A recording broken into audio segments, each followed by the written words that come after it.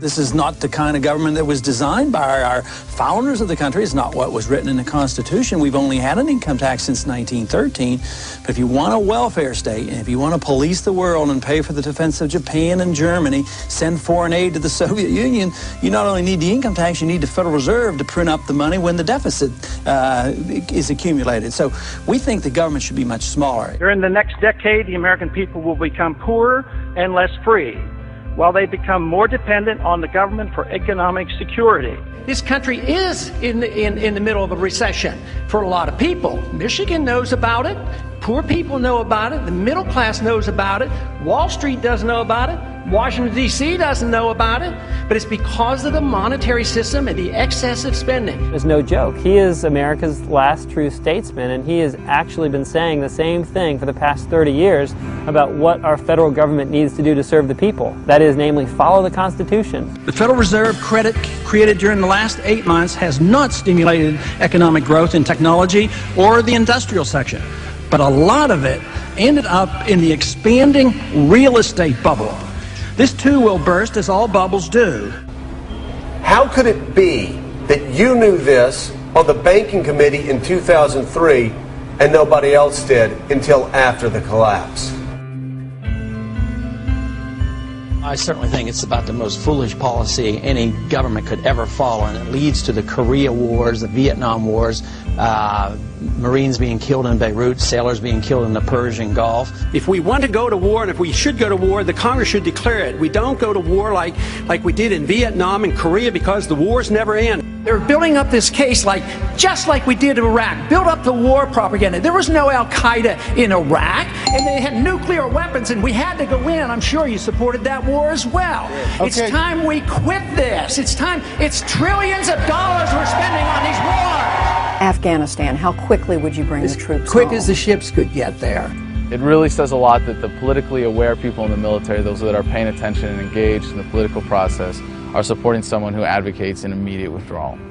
I got twice as much as all the other candidates put together on the Republican side, and even more than Obama got, which tells me that those troops want to come home as well, because they know exactly what I'm talking about. My name is Eric Knowles. I'm an Air Force veteran. My name is Jonathan Schaefer.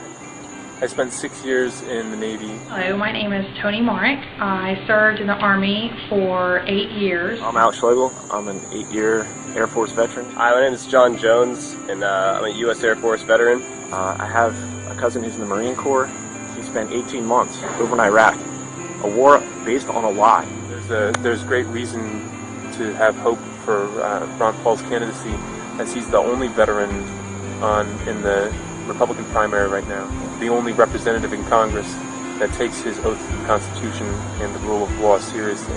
You sign up for the military and you sign the dotted line. You're there to defend America and the Constitution, and Ron Paul is the only person that's been doing that for a while now.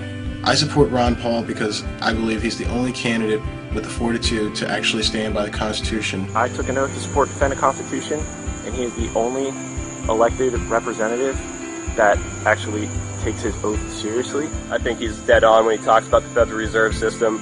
It's only because the government is able to print money to pay for the war that we're able to stay at war. And that act of printing money makes us all poorer. It's been going on and on because we just plain don't mind our own business. That's our problem. During the last campaign, I knew what was happening. You know, they mocked me for my foreign policy and they laughed at my monetary policy. No more. President Obama has 42% of voter support, and Representative Ron Paul, 41%. Wow. I see a fantastic movement at the grassroots. This man brings together people of all races, all socioeconomic backgrounds, all political affiliations, because freedom is truth and truth is power, and we can live and be free in this country if we believe we can.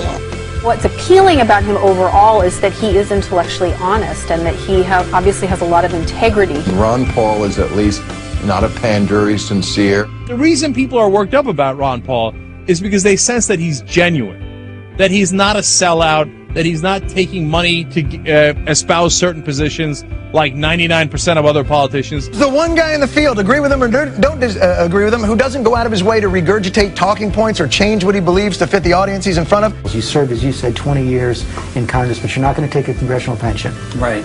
As an obstetrician, you never took Medicare or Medicaid for your patients. Never. I'm personally endorsing Ron Paul for President of the United States for 2012.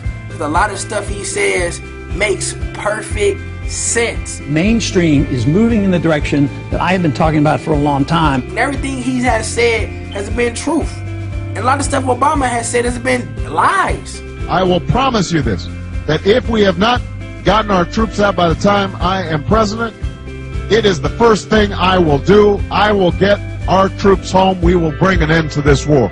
You can take that to the bank. So does that mean you can tell us today that you will not change the 16-month timetable? I like Ron Paul. I think he's a cut from a different cloth than the rest of those people who are, of course, selling their souls to the corporate interests who back them. I believe that abortion should be safe and legal in this country.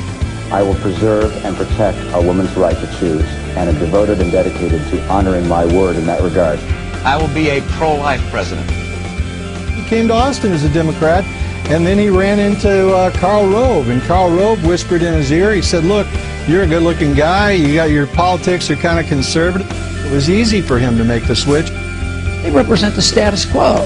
And this is what excites so many people now. They're sick of the status quo. Suddenly, a lot of people who love the country and haven't voted precisely because they feel like it would be an insult to the great history of this country to vote for one or the other criminal are so excited at the prospect that, wait a minute, maybe the country can be saved after all.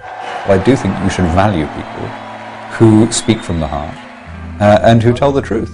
And you should also value people who honor the vision of your founders and respect the most sublime constitution devised by human intelligence.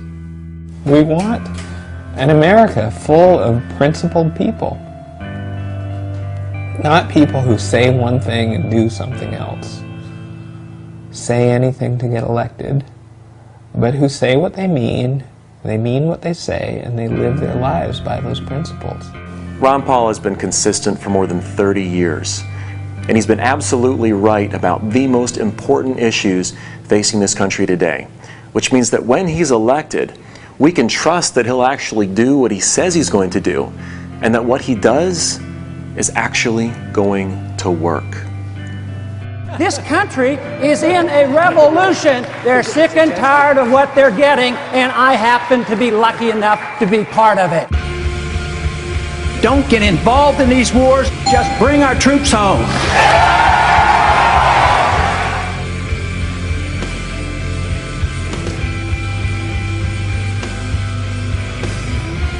There is absolutely never a reason to give up 1 ounce of freedom for the sake of security. It won't work.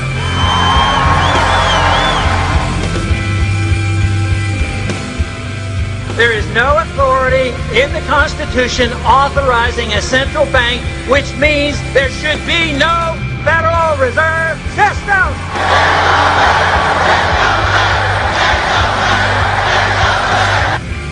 An idea whose time has come cannot be stopped by any army or any government.